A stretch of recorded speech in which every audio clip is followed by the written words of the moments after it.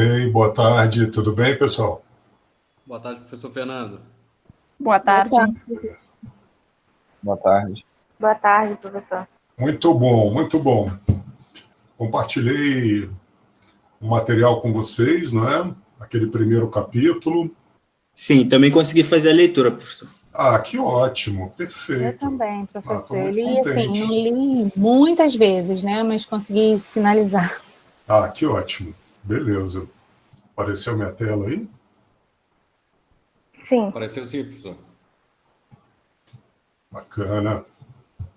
Beleza, pessoal. Então, hoje, 11 de fevereiro de 2021, vamos dar seguimento a essa nossa disciplina de biorresinas.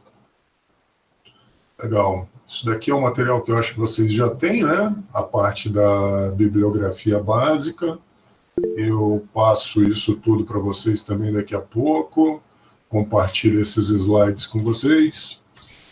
Como a gente já tinha conversado, tem alguns tópicos que a gente tem que abordar aqui ao longo desse nosso curso. Então a gente vai falar a respeito de conceitos básicos sobre fontes de materiais renováveis que são capazes de serem polimerizados, os principais polímeros obtidos de recursos renováveis, as principais técnicas de biocompatibilização de materiais poliméricos, principais aplicações desses polímeros obtidos de recursos renováveis. Aqui a gente tem um calendário que eu também vou passar para vocês junto com esse PDF. E o que acontece? A gente tem as atividades divididas aqui por aulas, tá? No final das contas, aí a gente vai tentar dedicar 2 dias a cada um desses assuntos. E no final desse processo, a gente vai fazer uma oficina literária. Eu acho que vocês vão gostar muito disso. E a gente vai construindo isso ao longo dessas aulas, tá? Ok. Vamos começar conversando aí sobre biopolímeros. Uma primeira coisa que eu preciso que vocês entendam é que esses biopolímeros que a gente vai comentar, que a gente vai conversar sobre, eles estão ao nosso redor e eles são conhecidos. A gente tem conhecimento acerca de uma série de biopolímeros que já foram usados, né, durante muito tempo pela humanidade. Por exemplo, celulose. O que vocês sabem da celulose? Papel, né? Beleza. Espessante também para tinta, carboximetilcelulose, né? Todos esses Boa. derivados. Em termos de abundância? Eu acho que é muito abundante, né, professor? Isso aí, João. É o biopolímero mais abundante no nosso planeta. Consequentemente, imagina que ele vai aparecer em muitas formas. E justamente por isso vai ter muitas aplicações. Todo mundo consegue imaginar a celulose numa aplicação estrutural?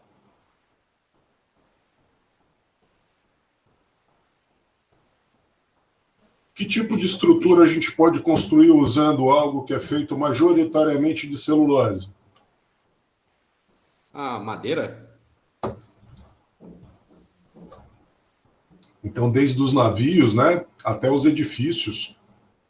Vocês já repararam como é que isso é importante até hoje, né, para o nosso modo de vida? Eu fico assim sempre encantado toda vez que eu estou caminhando. Vou levar minha filha ao colégio, vou fazer alguma coisa assim, e eu olho ao redor os prédios sendo construídos. É muito bonito você ver aquele terreno sendo aplainado, preparado, e depois aquelas paredes começarem a subir, tá?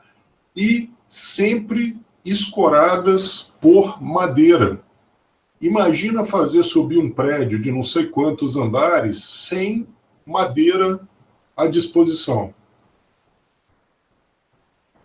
Ou seja, é muito importante. Quer fazer um barco? Eu vou fazer um barco de resina. Tudo bem, mas vocês vão ver que a maioria dos barcos aí que a gente assiste, que a gente observa pela Baía de Guanabara, são de madeira.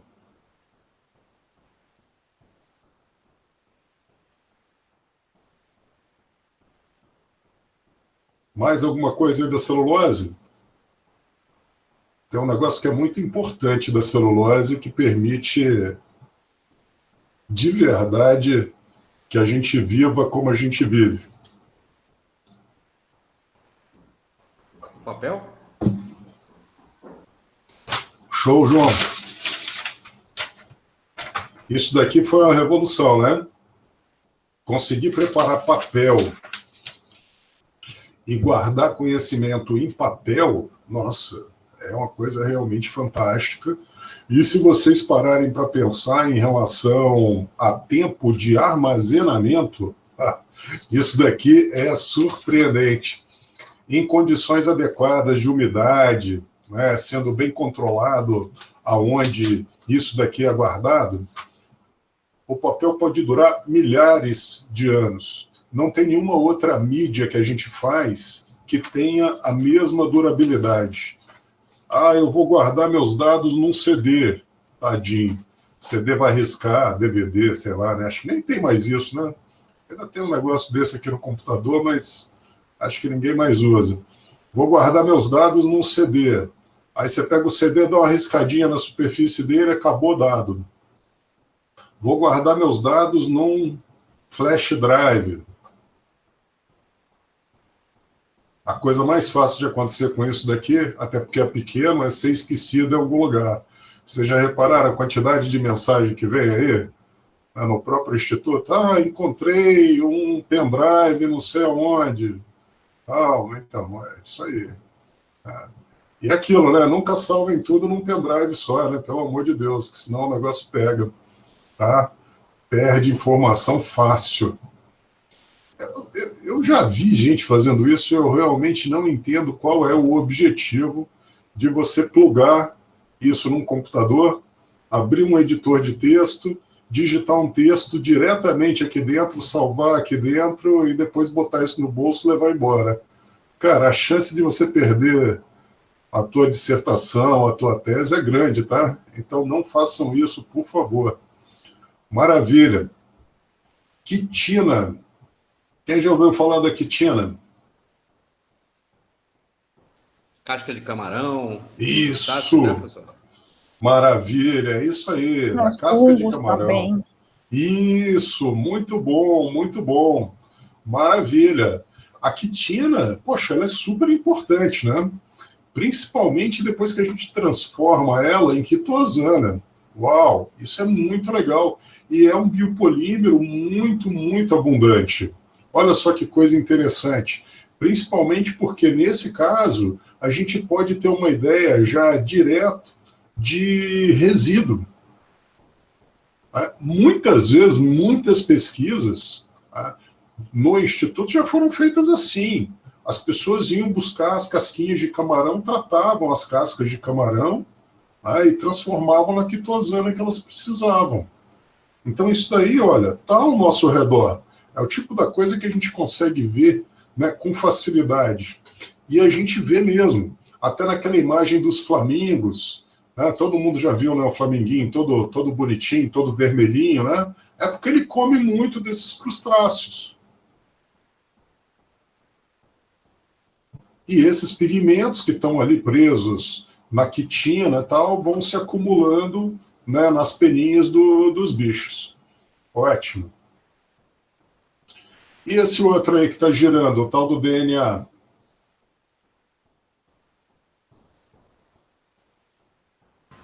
Nossa identidade, né? Sim.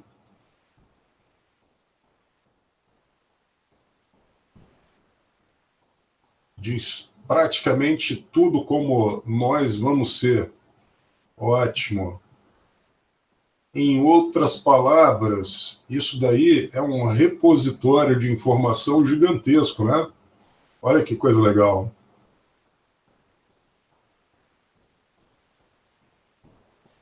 Ou seja, pode ser que daqui a alguns dias a gente veja informação sendo guardada dessa forma. E provavelmente vai ser uma coisa fantástica, porque a gente vai conseguir comprimir muita informação em pouco espaço. Isso vai ser muito, muito interessante. Tá bom. Já conseguiram salvar uma imagem em DNA. Olha já. que legal. Ah, bacana, Átila. Bem legal isso daí, ó, tá vendo? Muito bom. Eu acho muito legal, porque informação que a gente guarda hoje é binário, né? É 0 e 1. E DNA são no mínimo 4. Então, quando a gente conseguir trabalhar isso daí, a gente vai conseguir armazenar infinitamente mais coisas que a gente consegue hoje. Muito legal, muito legal. Poxa vida. Ainda tem os qubits, né? Que depois a gente vai provavelmente ter que pensar muito a respeito disso. Vamos sair definitivamente do mundo binário, né? A gente não vai saber exatamente qual é a condição, qual é o estado que o bichinho está. Isso vai ser muito interessante de ver também. Maravilha, então a gente vê que existem vários pontos de conexão com esse assunto, né? Que são os biopolímeros, as bioresinas, com o mundo que a gente vive. Tem muita coisa que nos rodeia. Legal. Agora vamos conversar um pouco a respeito desses aspectos SEA, socioeconômicos ambientais. Primeiro vamos começar falando de aspectos históricos. Eu queria que vocês olhassem para essas duas fotografias e pensassem um pouco a respeito de como era a vida antes dos plásticos e como é a vida após os plásticos.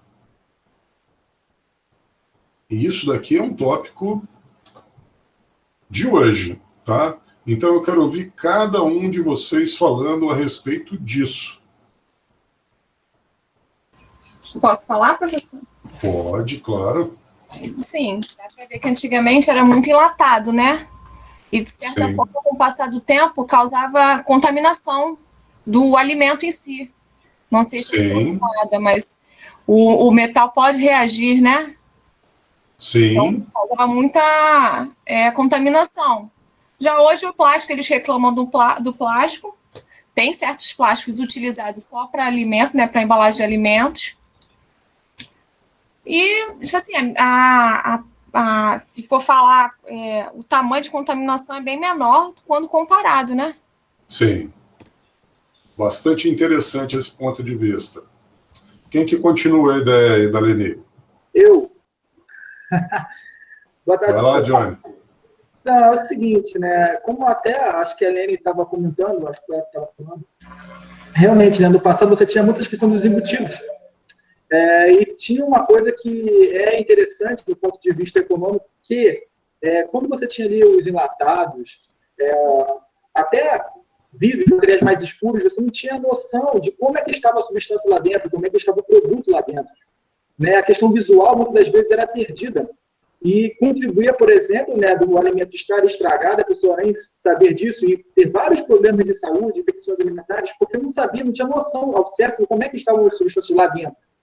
Né? E o plástico te mostra mais isso, né? Você, quando olha, você já tem a primeira percepção, não, isso está bom, você pode se alimentar dele visualmente. Dentro do mercado do consumo, dentro do consumo, você tem que olhar para o material, você tem que olhar para o que você está comprando. Né? E quando você olha, você tem a sua aceitação ou rejeição o alimento. Uma coisa que ela também comentou, né, de fato, os plásticos, eles, apesar a gente tem que ter alguns cuidados, porque eles podem até reagir com os alimentos, eles são muito mais baratos, né, em relação aos materiais que à época eram utilizados. Né? Então, assim, você tem a questão do custo, que é muito mais barato, a produção que é muito mais rápida, e a questão, né, o apelo pelo menos econômico nesse ponto de vista, né, porque a gente não chegou na parte ambiental ainda, de que o fato de você poder ver o alimento já contribui para que você o compre. Então, você já tem essa aceitação por parte da sociedade em olhar e ver se está tudo bem com ele. Perfeito. Vocês estão anotando essas coisas? Olha as ideias que estão surgindo aí, ó. Professor, tem um tópico também, que eu tenho até dúvida. Peraí, só um segundinho. Vamos lá, vamos listar as ideias. Vamos lá. A primeira coisa aí que a Leni falou, né, foi em relação ao uso de metais. Isso é muito interessante, principalmente por conta das questões de saúde que estão envolvidas aí. A gente pode pensar em contaminação e outras coisas, como a Leni estava falando. Depois veio o Johnny dizendo um negócio muito interessante que foi relacionado ao custo. Né? Quando a gente pensa no problema do custo, é óbvio que uma lata, um material metálico, ele tem que ser mais caro que o material polimérico, do jeito que a gente produz hoje, no volume que a gente consegue produzir. Perfeito. Associado a essa questão do custo e da velocidade, o Johnny levantou uma outra questão que é muito, mas muito relevante, que é o visual. Visual é fantástico, porque se você tem uma sociedade propensa ao consumo, quanto mais consumíveis você mostrar para essa sociedade, mais ávida ela vai ser por consumir. Então a gente cria um ciclo. Se é virtuoso ou não, a gente tem que pensar nisso depois. Mas esses são os desdobramentos até agora dessa nossa conversa. Tomem nota dessas coisas. Maravilha. Vamos lá. Leni queria continuar com a fala dela. Vai lá, Leni. A preservação do alimento, né? A conservação do alimento. Eu não sei muito bem entrar nessa parte. Mas, assim, fazendo um parâmetro, eu acho que o metal... Eu não sei se o metal conservava mais do que o plástico. Mas pensando bem, quando as pessoas antigamente faziam estoque em casa, era sempre enlatados, né? Então, poderia ser que a lata tivesse mais tempo de conservação do alimento, né? Conservasse mais o alimento, eu não sei. Entendeu? É também um parâmetro para... Sim. É bastante curioso. Se você parar para pensar que alimento era estocado, né, como, por exemplo... porco. Porco, poxa, para quem teve algum contato com o interior, ou que pelo menos já assistiu o Globo Rural, ela sabe que o que acontecia? Você mata um porco é um bicho gigante, né? Você não mata um porquinho. Você mata um porco quando ele está quase um cavalo. Maravilha. O que você vai fazer com aquela carne toda? Né? Quando você não tinha como preservar essa carne, você usava aquela estratégia dos barris. Então, você fazia um barril, né, colocava os pedaços... arrumava um barril, colocava os pedaços de carne cozida lá dentro e cobria isso tudo com uma camada bem espessa da própria gordura do porco. Né? Essa gordura solidifica quando ela esfria, né, e com isso todo esse sistema fica vedado. Ou seja, você não tem entrada de oxigênio, né? Você acabou de reproduzir aquela experiência do Pasteur, né? E é isso, então, a coisa funciona, então fica preservado bastante tempo. E só uma complementação, ainda parece que dá uma curada na carne. Eu sou do interior de Minas, então lá é comum a gente comer carne de lata. Maravilha. E fica muito mais gostoso. É isso aí. Muito bom. Eu também gosto muito. Nossa, bom demais, bom demais. Assim, professor, falando também ainda dessa questão de armazenamento e tal, a questão do peso, né? Materiais de cerâmica ou de ferro tem um peso muito maior para transporte, o custo disso também fica mais caro, né? São materiais mais fáceis de você transportar devido à carga ao peso. O material só vai pesar o material que está contido dentro, a própria embalagem praticamente não pesa. É bem irrisório, né? Perfeito, perfeito. Tem uma série de complicadores, né? É isso aí, muito bom. Mas quem aí? Vamos lá.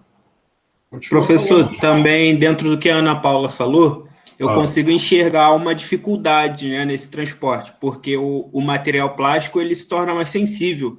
Então, se você carrega uma grande quantidade, é bom ter cuidado para também não estragar tanto o material plástico quanto o que está sendo transportado dentro dele, né? Sim, aí começam até aquelas preocupações com as embalagens e tudo mais, né? Repara que há pouco tempo atrás, a professora Ellen, ela tinha um projeto muito... Acho que era a professora Ellen, a professora Leila e a professora Bluma, acho que eram as três. Elas tinham um projeto muito bacana de embalagens, sabe? Poxa, isso faz todo sentido, né? Você conseguir produzir embalagens poliméricas que consigam, de verdade, facilitar o transporte, o armazenamento desses produtos, principalmente hortaliças, né? Esses vegetais assim. Porque isso é uma coisa bastante complicada. Se você olhar o mais comum, que são aquelas caixas de madeira, aí a gente volta à celulose, o que acontece, né? O cara entulha um monte de tomate ou qualquer coisa lá dentro, depois vem com a tampa, dá uma imprensada naquilo, fecha o negócio e leva para você. Imagina o desperdício, né, ao longo desse transporte. Muito alto. Condição de pressão ali, poxa, inadequada, temperatura, tudo mais, né? Exposição, realmente é um negócio que, poxa, é muito relevante pensar que esses materiais poliméricos, sim, fazem uma diferença muito grande até na forma como nós armazenamos a nossa comida. Muito bom. E aí? E também não só na questão de alimentos, também, professor, dessa questão do peso, da mobilidade, também eles estão tentando substituir muitas coisas na área de segurança também, como colete, a prova de bala, a parte do coldre também, que são alguns estão usando muito a base de polímero, que são mais leves, Sim. Os carregadores também, para dar essa mobilidade maior pro policial, enfim. Aham. Cara, um carregador polimérico, isso aí é uma coisa bastante interessante, hein? Eu não sei se eu confiaria. Muito, muito interessante. Eles usam... Você confia, Vanessa?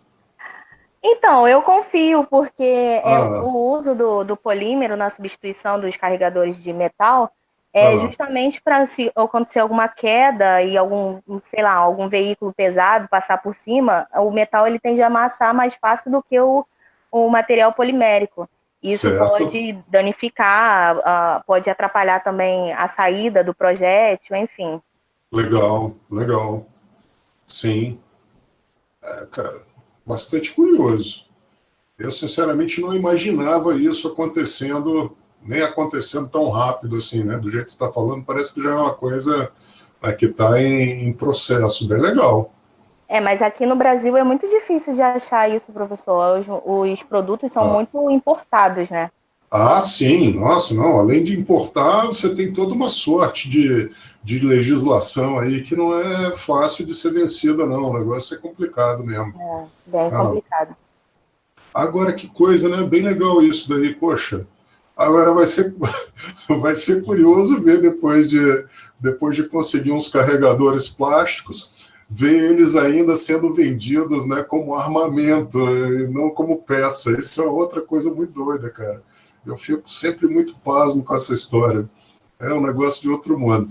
Mas tá, bem legal. Vai ser provavelmente revolucionário. Até pela questão, acredito, do preço, né? Que o carregador em si costuma ser bem caro. Poxa, aí você colocando um plástico no lugar deve facilitar bastante aí a vida. Legal. Beleza. Gostei de pensar nessa possibilidade. Tá bom, mas o que a gente vê?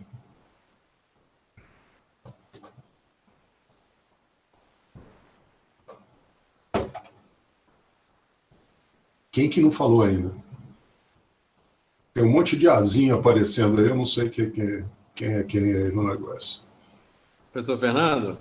Oi? Só uma colocação. Tem um ponto negativo ali, que no balcão, na frente das moças, é possível ver os produtos sendo vendidos a granel.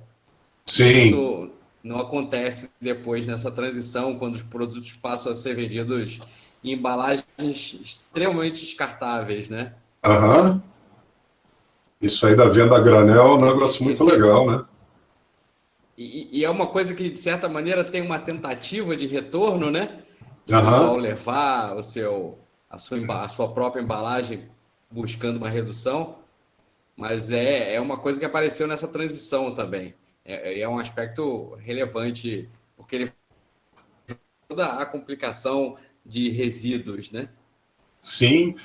A própria questão, tudo bem, a gente tem que sempre olhar isso tudo com muita calma, né? Porque a gente tem que lembrar que nós somos seres sociáveis, né? A gente precisa viver em sociedade, a gente precisa trocar os nossos micro-organismos para a gente estar sempre fortalecendo os nossos sistemas. Maravilha.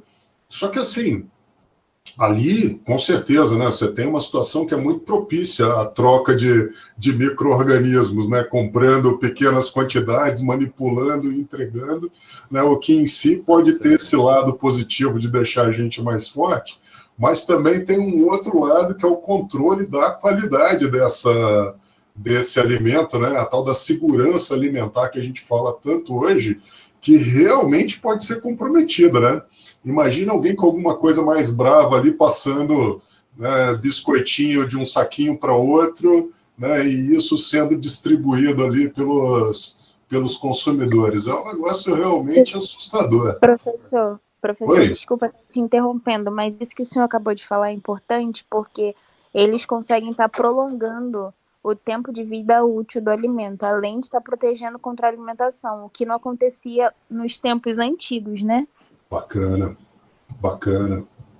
Sem contar que um ponto também que pode ser levantado é que a gente também consegue estar combatendo o desperdício da comida, porque como ela vai estar na embalagem, a gente consegue minimizar esses desperdícios, né? Eu gostei muito disso que a Anne levantou agora, porque no final das contas a gente tem que pensar na situação do nosso planeta, né, em termos de pessoas vivendo aqui. Nós passamos dos 7 bilhões de pessoas e a gente tem que alimentar esse povo todo de alguma forma. Então, todo desperdício, nossa, é um absurdo. A gente tem que pensar muito a respeito disso, de como minimizar desperdício, e também a gente tem que pensar depois nas consequências do uso de alguns recursos renováveis que a gente usa para fazer plástico, cara. Isso é um negócio que tem que ser pensado também, e a gente vai chegar nesse ponto, né, de discussão depois. Maravilha. Mais alguma coisa aí?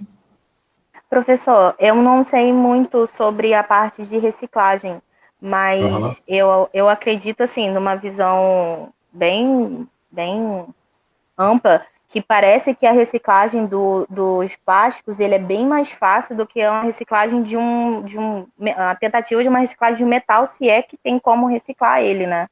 A reutilização desses plásticos pós-consumo deve ser mais fácil do que do outro, por exemplo. Isso daí é bem legal, Vanessa. Essa é realmente uma questão muito relevante. Quando a gente pensa, né, na capacidade de reciclagem, nossa, isso daí é uma coisa que, sim, é bastante curiosa, e eu acho que daqui a pouquinho a gente começa a falar sobre isso. Não, mas vamos continuar estressando um pouco mais esse assunto aqui. Uma outra coisa que eu queria mostrar para vocês, nessas duas fotografias, que eu acho que é assim, bastante relevante, é a substituição de materiais de uma forma mais ampla, né, do que vocês estavam falando. Vocês estavam pensando muito na questão dos enlatados, né, e dos potinhos plásticos ali para fazer o acondicionamento desses alimentos. Tá, mas reparem o seguinte, reparem no balcão. O balcão à esquerda, o mais antigo, olha só, ele era composto de madeira, de vidro, e sabe mais Deus o que tinha por ali, né, fora as coisas que usavam lá, que estavam acondicionadas lá. Imagina o seguinte, Madeira, vidro, sim, metal, com certeza. Ia precisar de metal para fazer a união das peças de madeira. Então, beleza. Né? Você tem ali, então, pelo menos 3 componentes diferentes atuando no projeto daquele balcão. Quando a gente olha para o balcão que está à direita, que são né, essas embalagens modernas, a gente consegue imaginar com facilidade que todo esse sistema pode ser polimérico, né? As prateleiras podem ser poliméricas,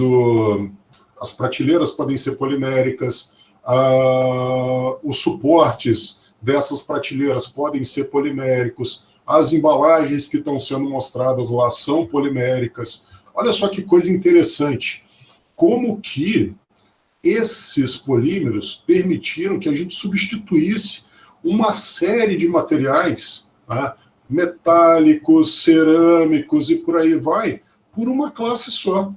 Isso é muito legal.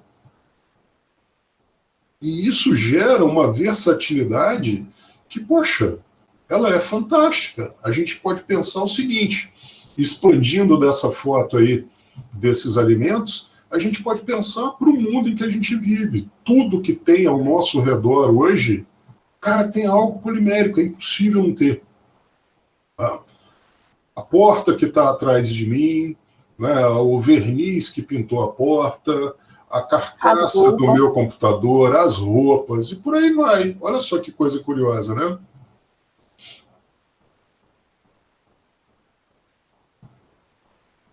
Fala, povo. Produto para alisamento de cabelo, professor. Opa, ouviu? É legal, hein? Produto de alisamento de cabelo, tem polímero. Sim, isso dá muito trabalho, mas beleza. Eu vejo o quanto que vocês sofrem com isso, mas, pô, legal. Sem ter muito polímero. Para ser bonita, Ai, tá bom, Lene, maravilha. Pô, isso é muito legal, cara.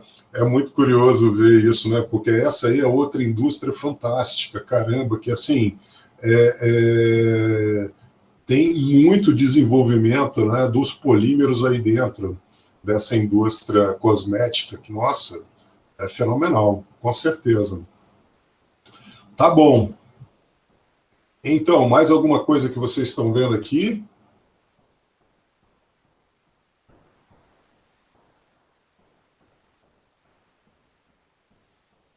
Legal, acredito que a gente discutiu bastante em relação a esse ponto. Vamos avançar? Vamos, professor. Vamos lá. Bora? Muito bem. Vamos agora pensar nisso daqui. A gente continua falando sobre aspectos socioeconômicos e ambientais. Tá legal. Mas agora eu fiz uma provocação para vocês. Eu coloquei ali, entre aspas, mitos e lendas. E aí, vamos pensar um pouco a respeito disso? Eu vou começar levantando uma bola aqui para vocês. Tá? Alguém aí na nossa última discussão disse que, poxa, olha que legal, né? A gente consegue reciclar plástico. E é muito mais difícil, muito mais complicado reciclar um metal ou uma cerâmica. Aí eu faço a pergunta, será? Será mesmo que reciclar um plástico, um polímero é algo mais fácil de ser feito do que reciclar um metal ou um vidro? De verdade, tem algo que é mais reciclável do que uma boa garrafa de vidro? Depende do material polimérico que for usado, né? Vamos lá. Colocando alguns pontos soltos, assim. Peraí, só um pouquinho, Átila. Deixa o Johnny começar, que ele tinha começado ali. Não, tranquilo. Foi mal. Não, que isso. Foi mal, agradeço. Professor, então, é um negócio complicado, né? Como biólogo, olha esse negócio, chega a me dar raiva. Porque o que acontece? É muito fácil a gente chegar e falar, é biodegradável. A questão é, quando? Uma coisa que eu estava olhando no artigo, ele não me deu nenhuma informação sobre.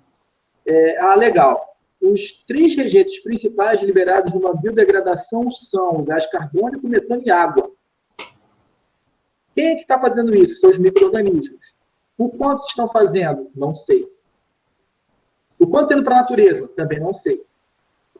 Segunda coisa, beleza, os plásticos, termoplásticos, né, melhor dizendo, eles são sim recicláveis. A questão é que, o quanto vale reciclar um termoplástico? Por exemplo, a fralda descartável é um termoplástico. Ela é descartável, ela é reciclável. Agora, quem vai reciclar uma fralda? Então, assim, reciclar, dar uma nova função, seja lá como for, a um material, um termoplástico, por exemplo, você precisa ter um tipo de termoplástico, você precisa saber que termoplástico é esse, a função que você pode dar a ele, a um novo objetivo, e se ele é viável de ser reciclável ou não. Tá? Outra coisa que também comentam bastante é o polímero verde. Aquela ideia de sustentabilidade e tal, que é, sim, bem interessante, né? Mas também precisa de bastante estudos. Porque a gente só vê de um lado, não, beleza, você está reutilizando o material, né? Isso é bem legal. Você dá aquela esquecida na indústria do petróleo. Mas, por outro lado, você também não sana algumas questões, como, por exemplo, os impactos que podem ser causados, por exemplo, por o plástico biodegradável. Pode saber que isso aí gera impacto. Sem sombra de dúvidas. Mas vamos continuar avançando na discussão aí. Acho que foi a Vanessa e depois o Átila, né? Como é que era a sequência aí? Então, Pode falar primeiro, Vanessa. Eu estava falando que depende, como foi lido no capítulo que o senhor mandou, depende do polímero, né, que vai ser utilizado. O Johnny colocou um ponto importante aí sobre os termoplásticos, enfim. Mas, assim, eu penso no seguinte pensamento. Se comparado ao o produto vindo de tal lugar, qual os benefícios que o biopolímero ou o polímero verde pode trazer para um certo produto, entendeu? Eu sei que tem os prós e os contras, mas o que ele pode trazer de benefícios para a questão desse descarte, desse reaproveitamento.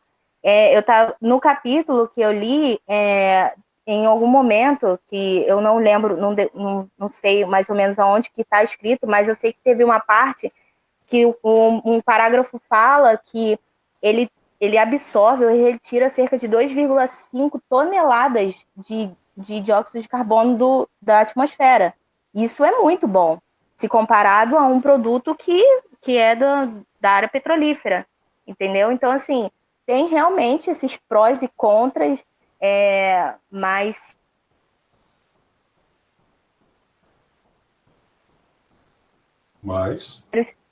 do que o dos outros da área petrolífera, eu acho. Show. Átila. O que eu ia falar foi o questionamento que você colocou, da questão dos metais serem mais ou menos difíceis de reciclar, da questão dos vidros. Em relação aos vidros, vidro é o melhor conservante que a gente tem, né? Entre plástico, metal e vidro mantém melhor. E vidro é muito fácil de se reutilizar. Reciclar eu não sei, acredito que seja um pouco mais difícil, mas tanto que as indústrias que mais consomem vidros, elas todas reutilizam, que é o caso da Ambev. Agora a Coca-Cola também está pegando o casco de Heineken, que está sendo retornável. Então, questão de reaproveitamento, acho que o vidro, de uma maneira geral, está disparado na frente, né? Agora, em questão de reciclagem, pegando pontualmente metal, o alumínio, as latinhas, o Brasil é o maior reciclador de alumínios do mundo, né? Só que tem a questão financeira, que é muito vantajoso.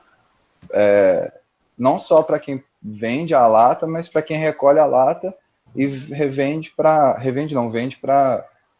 reciclagem, né? A gente tem muito essa cultura aqui. Mas, de uma maneira geral, acredito que não tem muito estímulo para reciclagem de outros metais. E a questão dos plásticos, dos polímeros, de forma geral, acredito que tem um potencial maior de reciclagem, mas também não existe muito incentivo, não tem muito interesse das pessoas de quem é responsável, quem seria responsável por isso, de estimular tanto essa reciclagem, ainda, né, acredito. Show. Professor, posso falar? A Ana falando também, posso falar? Agora vocês foram praticamente ao mesmo tempo. Vamos fazer assim? Fala, Deixa a Ana, vamos fazer a fala. ordem alfabética agora, então. Vai, Ana. Ok. Não, eu só ia comentar com relação ao mito da facilidade, talvez, né?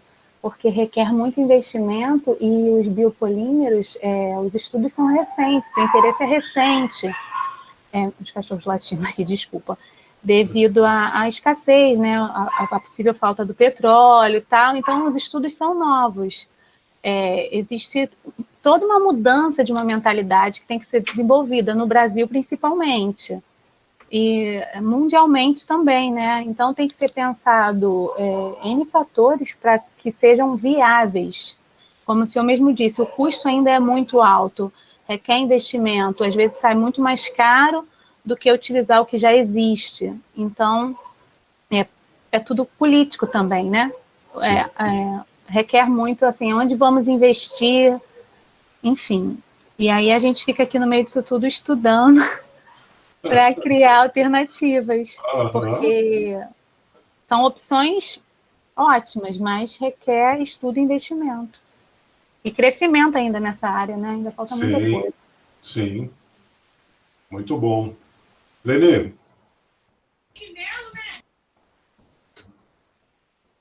Professor, Oi.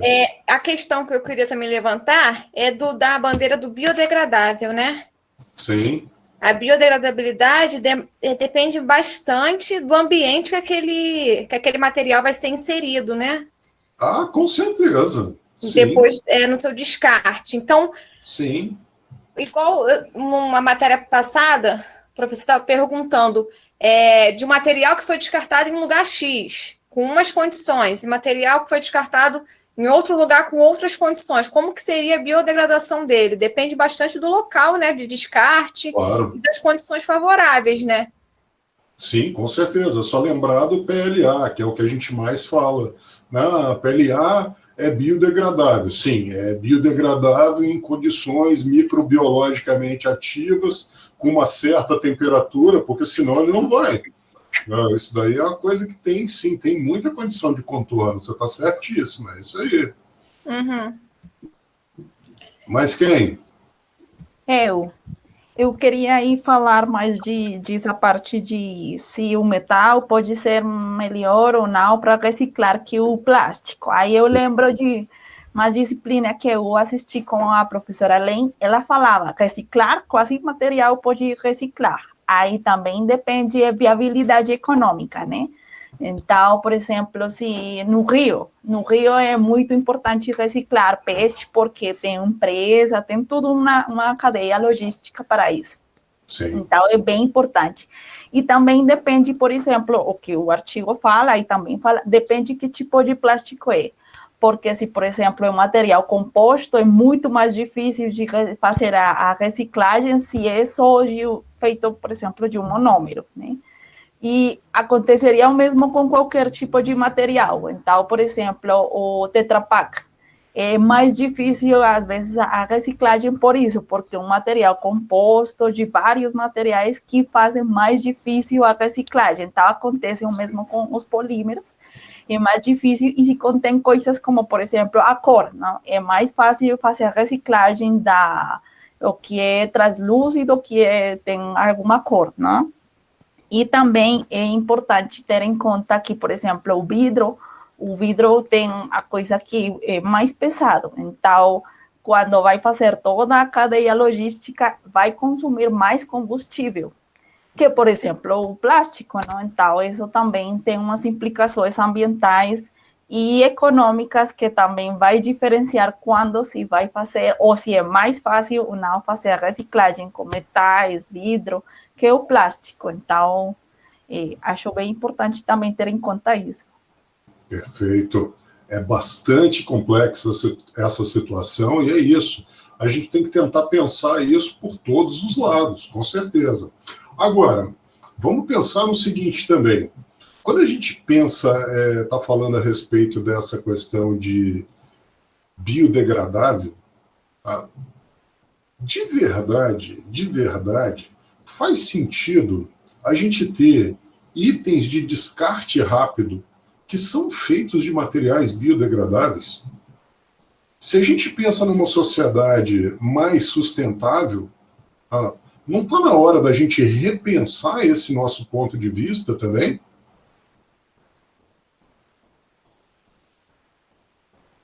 Por que eu tenho que jogar o copinho fora? E por que eu não posso continuar usando ele por 1, 2, 3 anos? Professor, desculpa, a minha internet aqui falhou, eu não entendi a pergunta que o senhor fez. Tá, Vanessa, eu estou falando aqui em relação ao biodegradável, né? Será que isso realmente tem algum sentido quando a gente pensa em sustentabilidade, principalmente quando a gente começa a imaginar itens de descarte rápido feitos de materiais biodegradáveis? Por que não ter um material polimérico que possa ser usado, que seja pensado para ser usado durante muito tempo? Por que ter um copo que eu vou descartar ele rápido só porque eu tenho essa premissa dele ser biodegradável? Não. Quando eu posso ter um copo, uma caneca polimérica que vai durar anos e vai servir durante anos. Professor. Agora foi a Lelê que começou. Entrando no gancho assim, eu não sei se eu vou falar o que eu vou falar é certo, mas é o que eu penso, né? Hoje a sociedade é muito imediatista, né? É muita correria durante o dia, as pessoas não têm tempo para nada. É a questão do copo plástico, do copo descartável. Muita gente, por exemplo, não sai de casa e não se lembraria de levar um copo descartável. Entendeu? Entrando nesse pensamento. Sim. Aí, o caso que o senhor botou aí a questão, por que não ter um copo, um plástico, que seja reutilizável por 3 anos, entendeu? Hoje não, se eu vou lanchar, eu pego um copinho descartável que eles próprios me dão, eu tomo, jogo fora. Aí se eu vou em outro lugar, acontece a mesma coisa. Eu acho que isso é mais da educação mesmo das pessoas. Eu acho que isso hoje em dia seria muito difícil de se mudar. Sim, tem que ter algum incentivo, né? Por exemplo, cara, vamos falar que todo mundo adulto a gente pode conversar com mais tranquilidade em relação à maioria dos temas. Imagina o seguinte, bebe uma cerveja num copo plástico e num copinho de vidro. Aquele copinho de vidro, sabe, de boteco mesmo, aquela coisa linda, que serve para o refrigerante também, é a mesma coisa. Quando você vai parar para pensar no gás ali, né, que sai na hora que entra em contato com o polímero e tal. Poxa, é muito mais agradável você beber a sua bebida gasosa, vamos falar assim, em termos genéricos, num copinho de vidro do que você beber num copinho de plástico. Então, por que esse copo de vidro não pode ser simplesmente lavado e reusado? Por que essa necessidade nossa do descartável? Até onde isso está relacionado com uma paranoia, tá? Com asepsia? Porque, não sei se vocês sabem, mas a gente vive isso, né? Eu estou falando disso, não estou falando agora de nada recente, não. Você vê que as crianças hoje em dia, elas não brincam mais. Eu não sei vocês, mas a gente brincava na minha época, na terra, subindo em árvore, levando picada de bicho e tudo mais. Hoje em dia, se você falar que uma criança levou uma picada de uma abelha, é capaz do pai e da mãe morrer antes do coração do que a criança por alguma reação alérgica, entendeu? Então, assim, até onde a gente está levando, né, esses nossos conceitos de biossegurança a um nível sabe, que acaba sendo meio prejudicial. Professor, queria fazer um primeiro comentário. Já que falaram de vidro e plástico aí, o senhor lembrou da cerveja? Bom, eu não tomo cerveja, mas tomei refrigerante. Existe uma mágica na Coca-Cola que na garrafa de vidro ela é melhor que a de plástico. Eu acho que isso é conceitual para todo mundo. Todo mundo sempre me perguntou por que na garrafa de vidro era melhor. Eu não sei, mas é melhor. Mas uma questão que me chamou a atenção é o seguinte.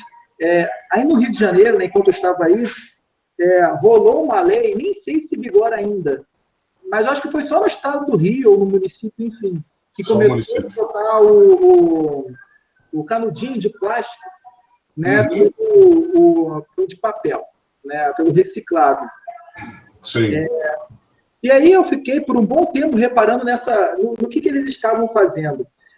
Pegando o gancho, não sei quem que comentou, acho que foi a Eleni, eu creio, professor, que o nome plástico já existe nele um preconceito absurdo sobre ele. Sim.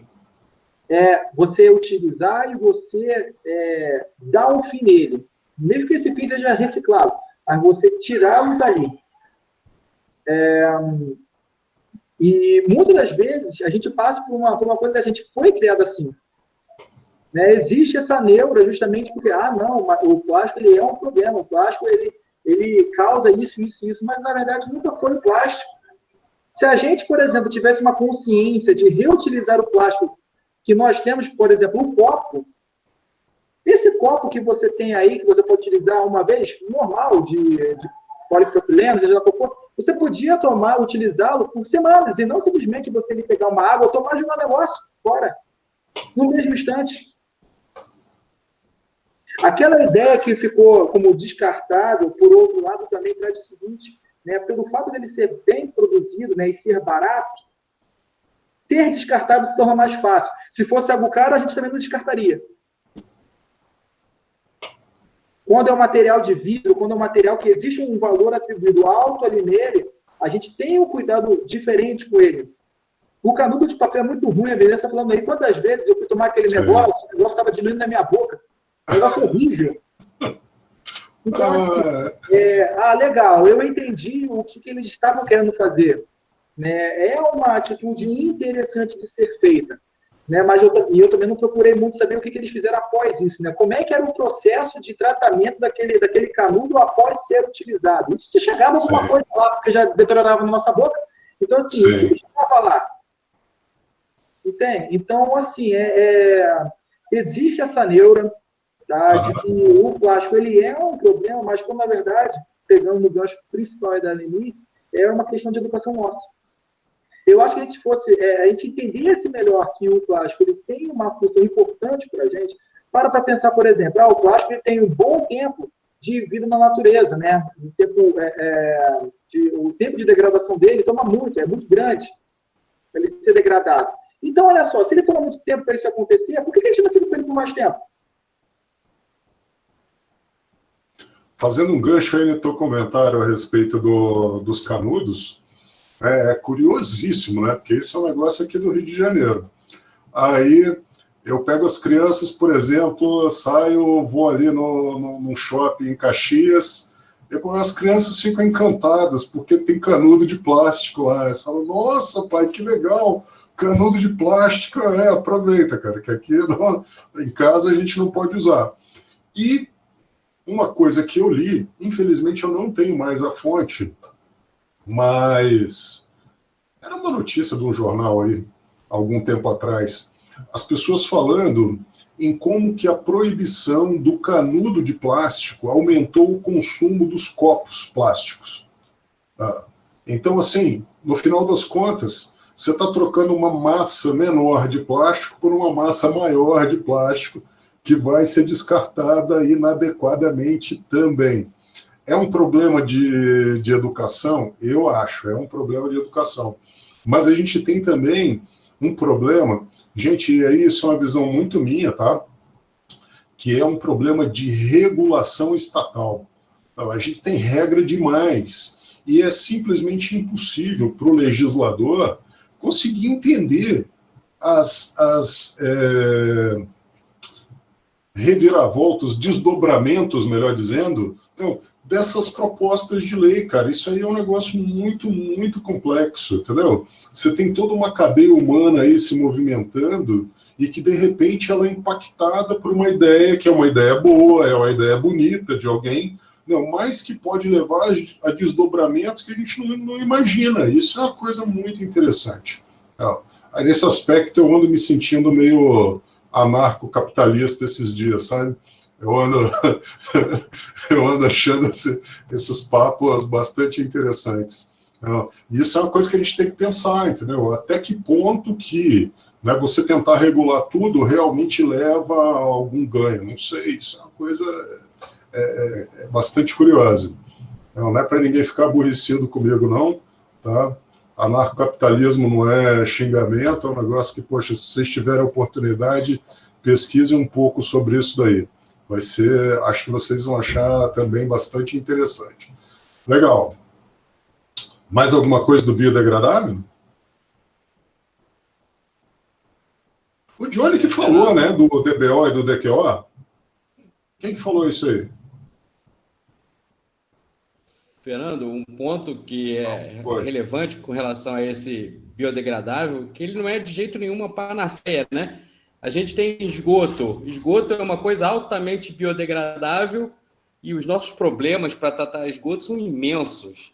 Sim. Então, se a gente levar isso para a questão do plástico, também vai ser uma dificuldade muito grande de tratar e de acabar saturando o meio ambiente de produto que, teoricamente, era para ser biodegradável, né? Pois é, e a gente vai pensar no biodegradável, agora, se não foi o Johnny daqui a pouco vai poder complementar essa ideia aqui. Cara, quando a gente joga isso fora, a gente tem que pensar que a natureza tem que interagir com isso de alguma forma para fazer essa biodegradação. E aí a gente vai pensar nas demandas, né? A demanda bioquímica por oxigênio e a demanda química por oxigênio. Como é que é isso no final das contas? Qual que é o impacto disso para os ambientes onde esses materiais são muitas vezes erroneamente descartados? Você vai parar para pensar que isso vai para um leito, para água, né? Para um meio aquoso, que vai para um terreno, isso vai gerar impacto lá, isso não é de graça. Professor, foi o João, acho que deu uma coisa, falou uma parada interessante, e acho que de biodegradação, então, Johnny, o teu som ficou todo truncado. De repente, tenta fechar sua câmera para a gente poder te escutar melhor. Tá, desculpa. Melhorou? Melhorou. Beleza. O João, ele citou uma coisa bem interessante, né? Onde é que esse negócio ele vai ser feito? Onde vai acontecer a biodegradação propriamente dita? Né? Só um minutinho, peraí. Aí, professor, é o seguinte, né? Onde que esse negócio vai ser tratado? Né? Porque, beleza, vai acontecer uma biodegradação, tudo bem, bem legal. Aonde? O outro legal é, quem é que vai levar esse negócio lá? Uma outra coisa interessante a notar, beleza, nós como sociedade, nós temos ciência, não vou dizer que é ciência, mas temos o hábito de descartar o negócio corretamente, porque a gente sabe que tem lá, né, o lixo lá de cor tal, de cor tal, de cor tal. A gente sabe lá que o azul é o de papel, se não me engano. Né? Tem que lembrar que é complicado. Mas, beleza, o cara vai lá e joga o negócio lá? Não, vai jogar no vermelho, que é o de vidro. Tem coleta seletiva para isso? Tratar esse negócio? E aí, legal, uma coisa que estava até, o senhor começou até a comentar, sobre onde é que ele é descartado, porque você tem o problema, né, de interação com a natureza. Parece que é uma coisa boa, não, tem que se interagir com a natureza, sim, mas também é um problema, porque você tem ali outros animais que têm contato com os humanos ao redor. Porque, parando para pensar, né, onde que a gente descarta isso? Geralmente, no aterro sanitário, um lixão, que não é tão longe assim da população. Isso sem falar que a gente estava numa disciplina, isso já tem um ano mais ou menos, do professor Emerson, que a gente estava falando sobre plástico biodegradável, falando sobre microplástico. Né? Quando ele entra na escala microscópica, aquela que a gente não consegue enxergar, a gente olha e diz o seguinte, não, beleza, top, biodegradou. Não degradou nada, porque ele está lá na forma microscópica. E é pelo ar, pela água, é pelo solo, que em contato com o homem, a gente começa a ingerir esse negócio em grandes quantidades. E pelo ar, cara, ele pode sair aí, sei lá onde é que está sendo agora o lixão, era em Gramacho, agora acho que está em Seropédica. Enfim, pode parar em Itaguaí, pode parar em qualquer outros cantos aí, atingindo outras pessoas. E não, aconteceu a biodegradação, não estou enxergando mais. A gente tem muito isso, né? Enquanto ser humano, né? Se eu não vejo mais, está tudo bem, né? Que legal. Se sumiu, né? Tá tudo certo, não tem problema. E você está certíssimo. Na verdade, o microplástico ele está por aí, né? E certamente gerando uma série de impactos que são consideráveis e que provavelmente a gente ainda não consegue dimensionar até onde isso vai chegar. Concordo muito com você. Beleza, galera, beleza. Vamos mudar um pouco aí o foco dessa nossa conversa. Vamos migrar agora aí da direita para a esquerda. Vamos falar lá em produtos ecológicos 100% naturais e comida saudável. E aí, como é que a gente consegue comida saudável, hein?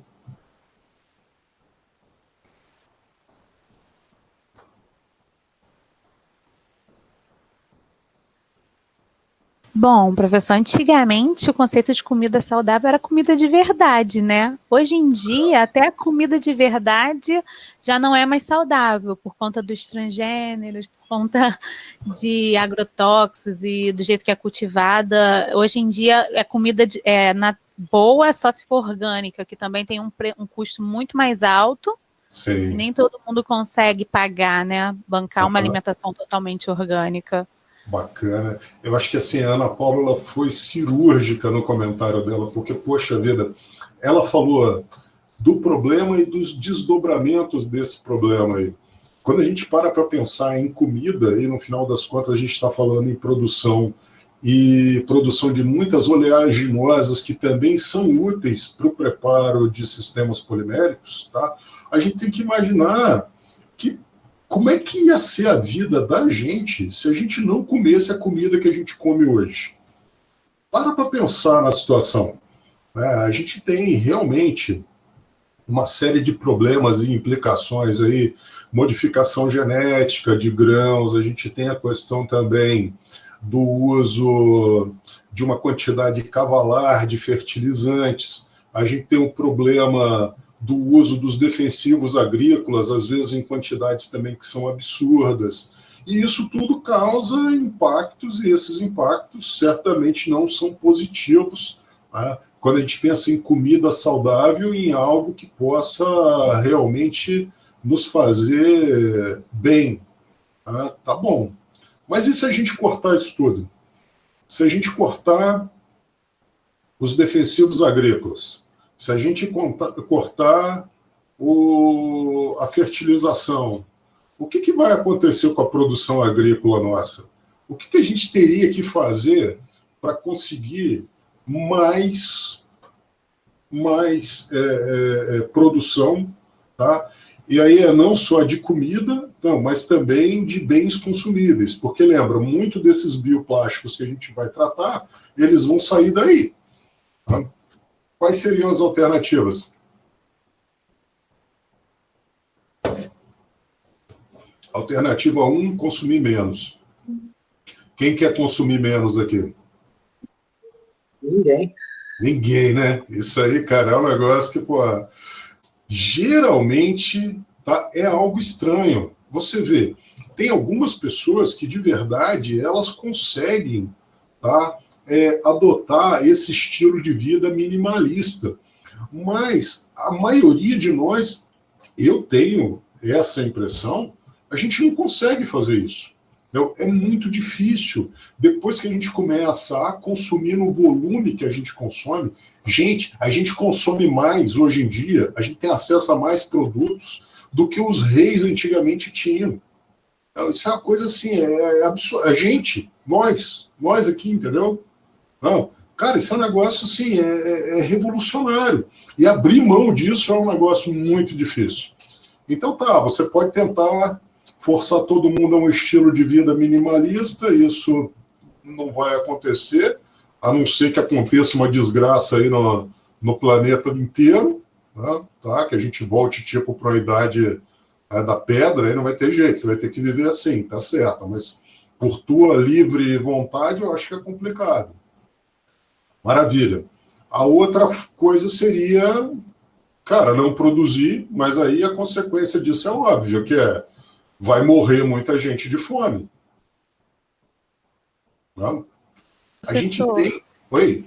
Eu penso também em um controle maior, porque essas coisas já existem há muitos anos e muitos são aprovados para uso em determinadas quantidades, só que infelizmente rola muito dinheiro para conseguir passar batido quantidades maiores, que vão fazer mal à saúde, né? Sim. Então, como os aditivos, essas coisas que a gente utiliza, tem um percentual. Eu acho que a gente já está exposto a isso há tanto tempo que as doenças de hoje em dia, todo mundo quer associar a alimentação a isso, mas existem outros fatores. Eu acho que se houvesse um controle maior, uma fiscalização maior, né, eu acho que as coisas seriam um pouco mais fáceis, porque, como o senhor falou, diminuir o consumo é muito complicado, porque o que move tudo hoje em dia é o consumo. Aham. Aí tá, vamos imaginar então que a gente não vai abrir mão, né, de consumir, que a gente não vai usar nem tanto fertilizante, nem tanto defensivo agrícola e muito menos sementes geneticamente modificadas. Qual que é a sua alternativa? Devastar, né? E a gente também não quer que ninguém morra de fome, legal. Então, a alternativa é entrar mata dentro, conseguir mais espaço para fazer o que a gente faz hoje. Também não é legal, né?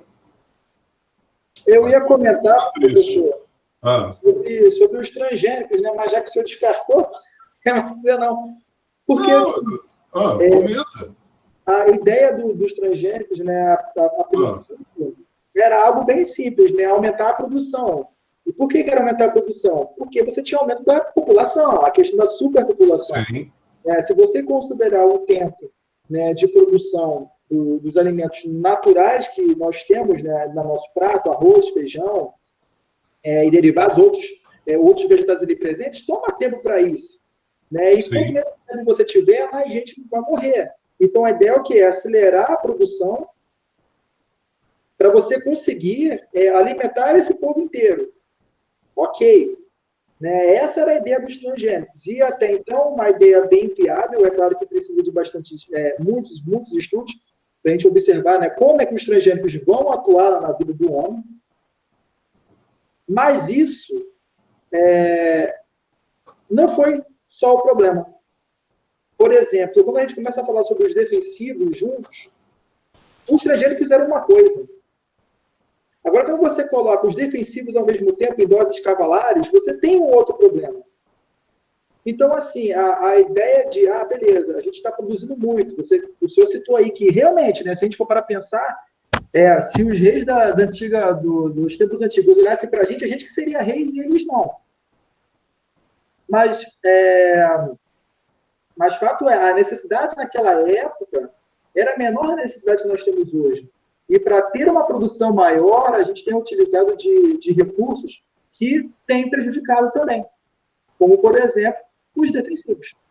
Né, que a gente fala, os agrotóxicos, que realmente são problemas não só para o solo, mas também para o alimento e depois para a gente, que fica acumulando isso na gente. É o problema da bioacumulação.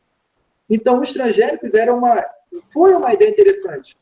Né, e hoje temos uma parte de alimentos transgênicos. Só que a necessidade de produzir ainda mais, né, e com menos problemas associados, trouxeram outros problemas. A ponto de você hoje querer ter uma alimentação decente, você tem que gastar bastante. Com certeza. É aquela velha batalha, né, entre o morrer hoje ou morrer daqui a algum tempo, entendeu? Basicamente esse é o grande dilema.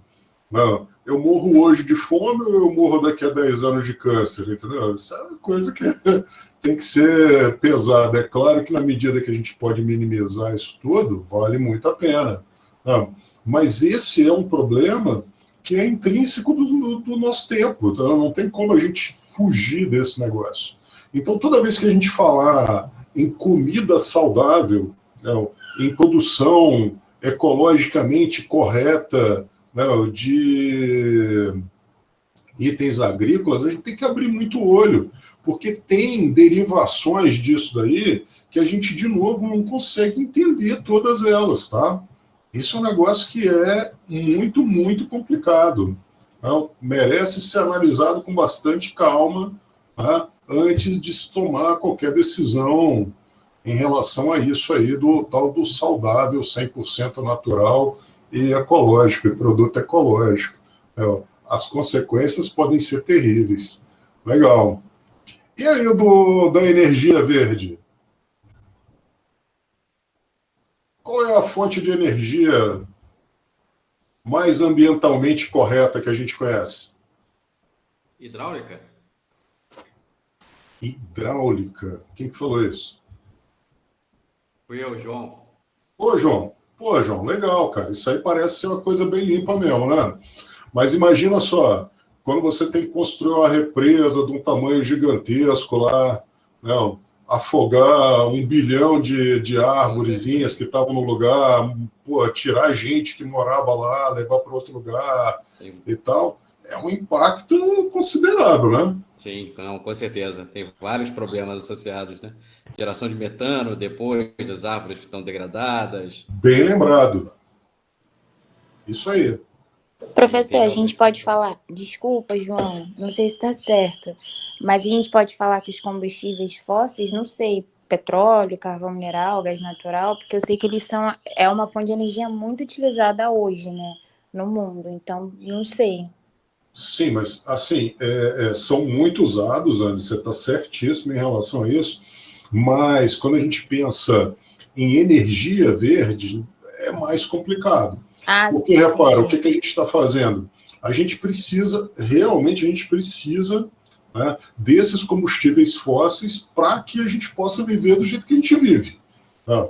A gente gasta realmente muita energia. A gente gasta energia para se locomover, a gente gasta energia para produzir comida, a gente gasta energia para ter uma condição climática mais agradável, seja ligando um ventilador, um ar-condicionado, alguma coisa assim.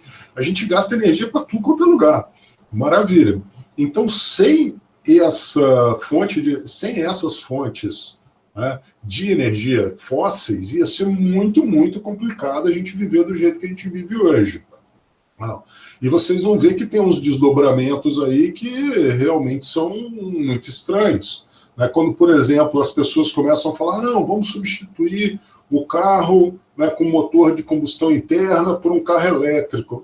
Tá, legal. E da onde que vem essa energia elétrica? Você tem uma termoelétrica ali do lado, né, onde você não está vendo, então você fica feliz que você não está vendo.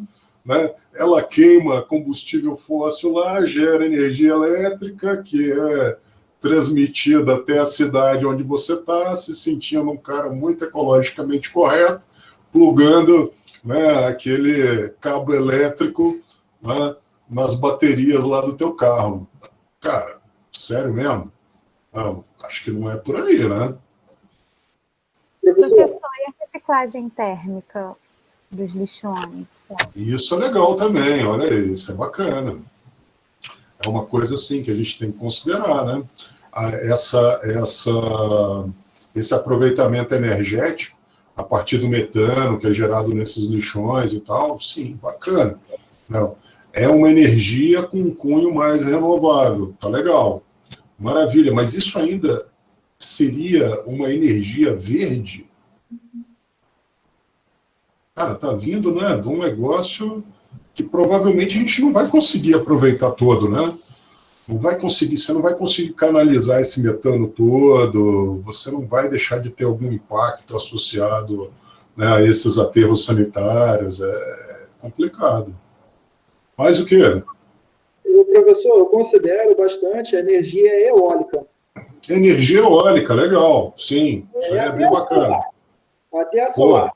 né? Mas a questão é que a hidrelétrica ela é muito boa, o João comentou, eu realmente acho muito interessante, mas o problema é você montar uma hidrelétrica. Né? Lá no você trabalha com a eólica, né? Você não mexe tanto na natureza assim. Você vai utilizar um campo bem grande, né? Com menos interferência de árvores, para você captar melhor a influência do vento, que eu acho bem interessante. Né? A do sol, a energia solar, também é interessante. Fizeram isso aí no arco metropolitano, mas no Brasil nunca vai dar certo. Parece que os caras roubaram tudo que as baterias de todos os postes, praticamente, do arco metropolitano aí. De noite, é mais... Sério? Que droga! Sério. Tá? Tanto que é uma coisa perigosa. Então, assim, se eu for comentar, ver como a energia verde, não pensando em reciclar de uma energia que não venha de algo reutilizado, por assim dizer, eu consideraria a do vento, a eólica e a solar. Quando a gente fala, por exemplo, do álcool, por exemplo, do bioetanol, você utilizar, por exemplo, do bagaço da cana, para você produzir etanol e utilizar como energia, bom, também é uma forma interessante de você dar uma finalidade a um rejeito vegetal, uma função energética, que nós consumimos bastante. Por exemplo, o álcool. São essas três aí que eu penso que seriam as verdes. Se bem que verde, pensando em reutilizar, seria somente a do bagaço de cana, né? O combustível de segunda geração. Beleza. Eu acho que eu gostei muito que você chegou no ponto que eu queria conversar. Maravilha. Como é que eu faço para essa cana crescer? Sol e água, né? Muita água, muita terra, né? Muito sol. Eu tenho que adubar esse negócio, não tem jeito. Né? De vez em quando eu ainda largo um fogo ali no meio daquele canavial que é para facilitar a extração tanto da cana quanto dos açúcares. Funciona, né? É bem interessante. Tal. Então, assim, você vai pensar em energia verde, você vai pensar em etanol, em biodiesel e tal. Sim, gente, é muito legal, é muito bacana. Né? Você está contribuindo com o ciclo do carbono, né? Você está tirando o carbono da atmosfera e está mandando esse mesmo carbono, não está usando tanto de fontes petroquímicas, mas você ainda está usando fontes petroquímicas para fazer isso. Porque você tem que movimentar as máquinas na lavoura, os fertilizantes, todos dependem da indústria petroquímica e por aí vai. Não. Então, de verdade, isso não é assim tão verde. Vocês estão entendendo esse problema? Sim, senhor. Maravilha. Que ótimo. Não é tudo tão verde assim. Não. Isso sempre vai ter um impacto, isso vai sempre ter alguma coisa que a gente está... tem algo que a gente está quebrando no processo, não tem jeito, tá? Isso faz parte.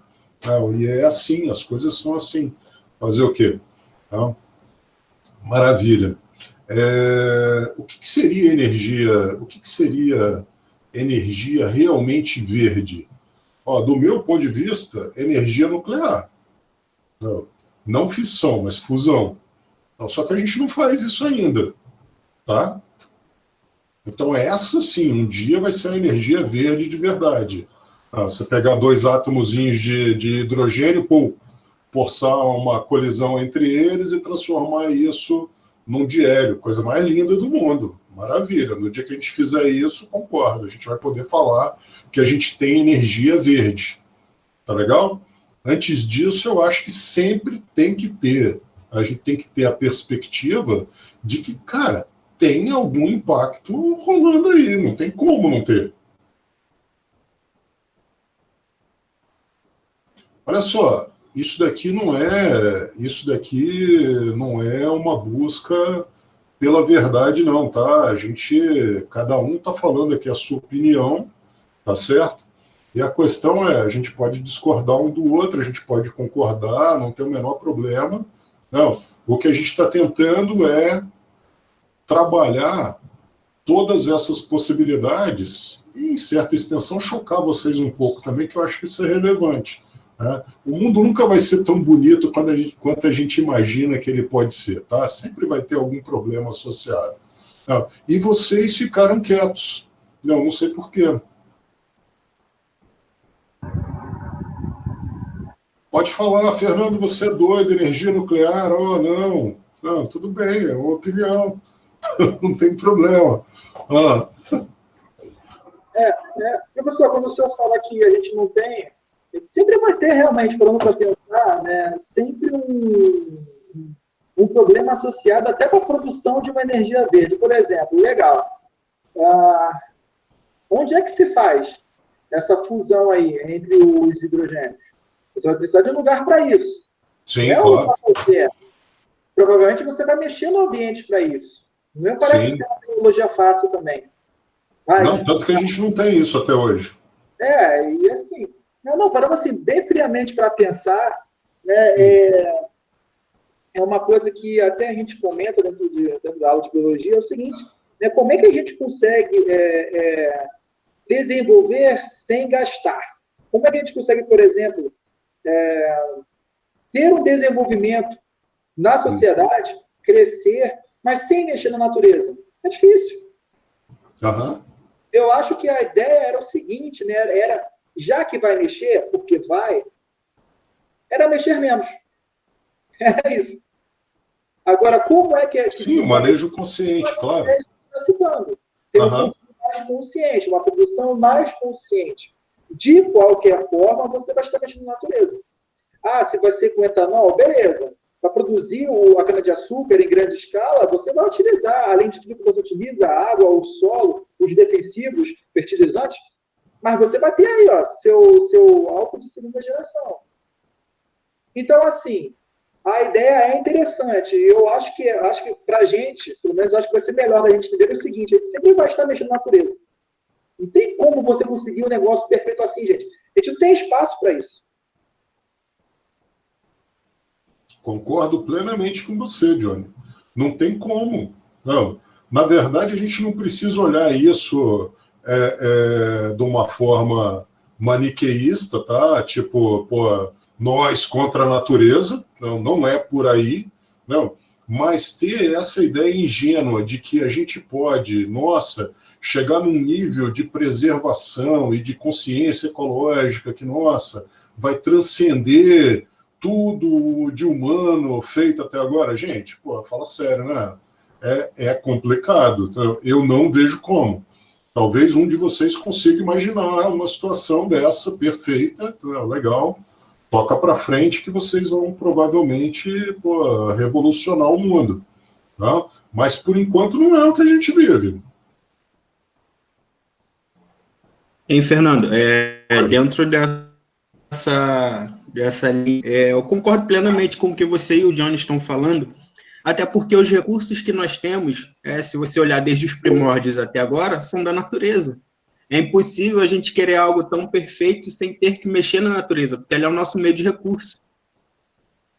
Então, assim, a verdade é que a gente realmente deve ter consciência de como manejar com nossos meios de estudo, tecnologia hoje, para a gente poder procurar os melhores meios de como manusear. Mas querer algo perfeito é impossível. Isso aí. Concordo com você. O João escreveu um negócio bastante interessante ali, que foi, como é que é? São todas formas da gente adiar o nosso fim inevitável, né? Não tem jeito. Cara, isso é termodinâmica, né? A entropia do universo tende ao infinito. Não tem como, cara. Não tem como. De um índio, o Ailton Krenar, que é justamente... Travou, João.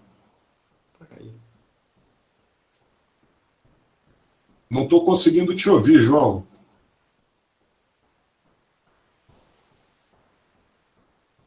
Retornou, Fernando? Até um Isso, retornou. Esse livro é justamente justamente Tá muito ruim. essa percepção, né? De que a gente vai impactar o ambiente. Não tem como a gente...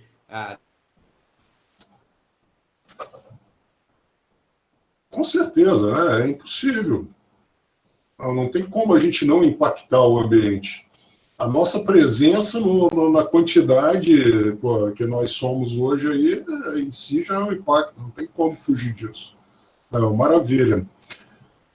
Tudo isso aqui a gente está discutindo é o seguinte, eu queria que alguém dissesse aí assim, eu estou chocado. Alguém está chocado?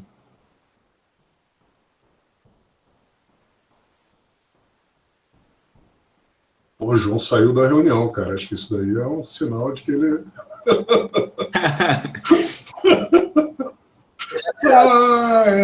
Olha só. Aí, o João voltou. Maravilha. Eu estava perguntando se tinha alguém chocado, o João saiu. Eu falei, cara, nossa, você ficou realmente aborrecido. Que bom que ele voltou. Maravilha. Mas, hein, gente? Isso aqui, essa nossa conversa, tá? É uma conversa que tem um objetivo. O meu objetivo aqui hoje, e em outras conversas que a gente vai ter, é provocar vocês. Eu quero provocar vocês, eu quero que vocês fiquem chocados. Tá? Porque não tem nada tão bonitinho assim, isso é verdade. Portanto, o que a gente vai fazer? A gente tem que ter muito claro nas nossas mentes que o excelente é impossível. Não dá, a gente não vai alcançar o excelente nesse assunto. Não, a gente tem o possível. E se a gente abre mão do possível pelo excelente, sabe o que vai acontecer? A gente nunca vai usar de verdade biopolímeros. A gente nunca vai usar de verdade biocombustíveis. A gente nunca de verdade vai ter comida saudável. É isso. É simples assim. Do meu ponto de vista, é simples assim. Sério, que ninguém ficou chocado? Eu já fui melhor nisso. Caramba. Oi. Posso falar? Claro, Divane. Não, assim, totalmente chocada não, mas acho que é a primeira vez que me apresentaram os contras todos de uma vez só, porque a gente está muito acostumado a ver o bonitinho, né? Sim. Lindo, tudo maravilhoso, tem até algo contra, mas o pró é melhor e a gente está sempre com essa visão, assim, né, ilusória, que tudo lindo, tudo belo. Aí, assim, esse debate é bom que a gente fica, caramba, realmente. Eu acho que é exatamente isso que algumas pessoas levantaram, né, que a gente tem que saber remediar, né? Usar de forma consciente, mas o excelente realmente complicadíssimo. Vocês nunca vão conseguir produzir ou vender o excelente. Tá? Tenham isso em perspectiva. Né? E se vocês ficarem, né, extremamente focados em obter o excelente, vocês vão deixar passar muitas oportunidades de fazer esse assunto, que eu acho que é um assunto muito relevante, é um assunto que eu gosto, é um assunto que eu tenho dedicado a minha vida, e para frente. Na verdade, vocês vão estar contribuindo para fazer ele parar. Porque na hora que você apresenta de verdade o custo, a fatura ali do negócio, cara, é assustador, porque de verdade tem aí uma série de contras. E a gente tem que ter consciência disso, porque se a gente não tem consciência disso, lascou. Nós queremos fazer isso funcionar. Então, se a gente não conhece muito bem, tá, todos os problemas, todas as vantagens e desvantagens que estão associadas com esses nossos materiais, nós não vamos conseguir fazer isso para frente. Tá? Vamos fazer isso para frente? Isso é o que eu quero de vocês. Tá? É esse compromisso que eu quero. Oi? Só um comentário rapidinho. Claro. Eu acho que é sempre o mais difícil em toda a vida, né? Em tudo é o equilíbrio. Sim. É equilibrar se vale a pena o gasto com o que vai oferecer, é equilibrar em várias áreas.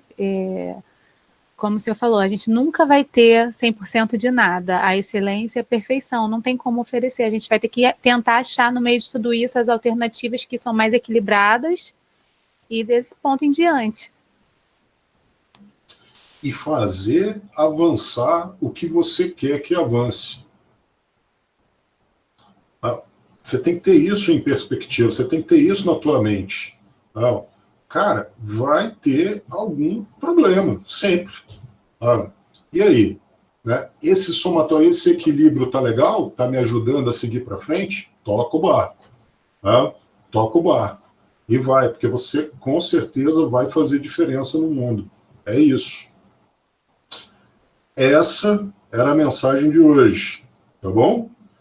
Espero que vocês tenham tomado nota disso tudo que a gente falou, porque agora vocês vão partir para um segundo momento.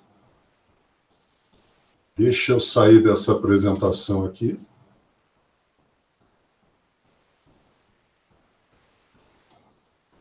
E abrir, cadê aqui?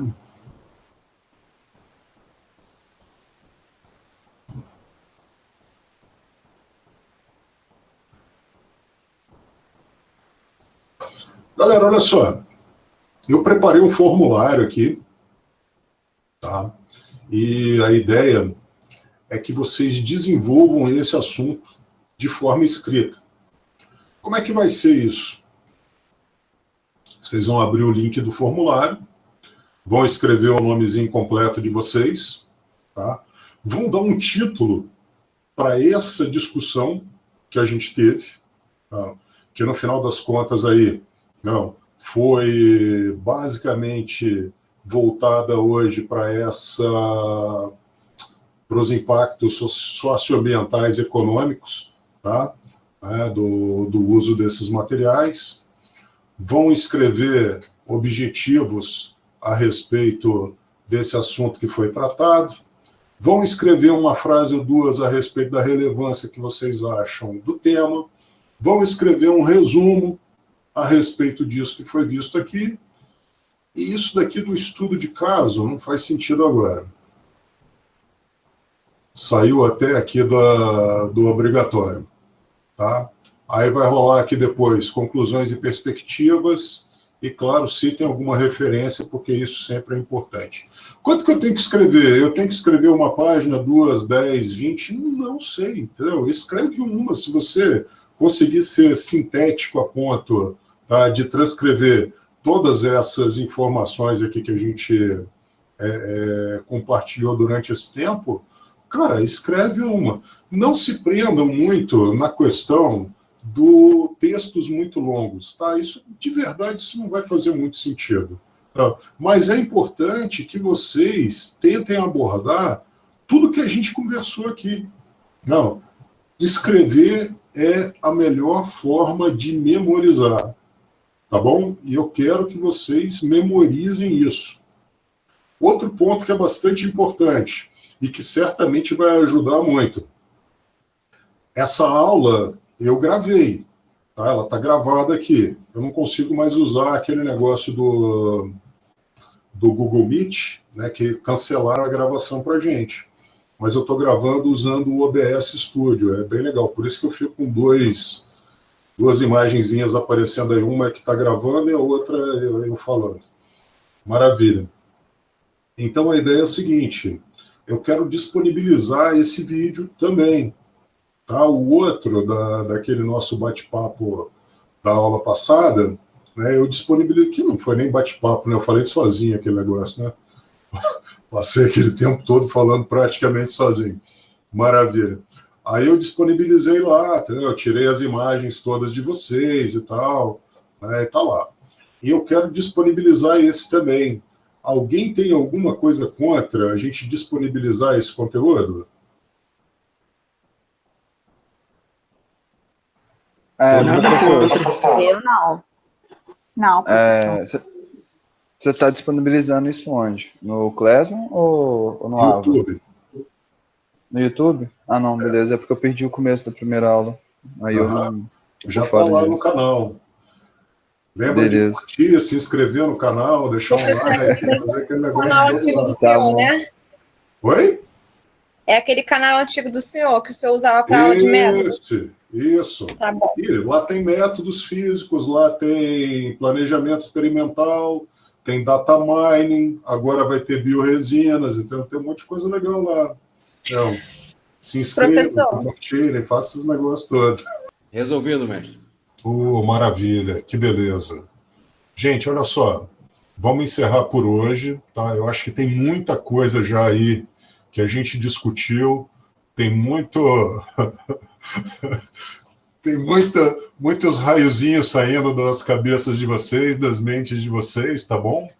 O objetivo é esse mesmo. Lembrem sempre do seguinte, cara, não tem verdade aqui, tá bom?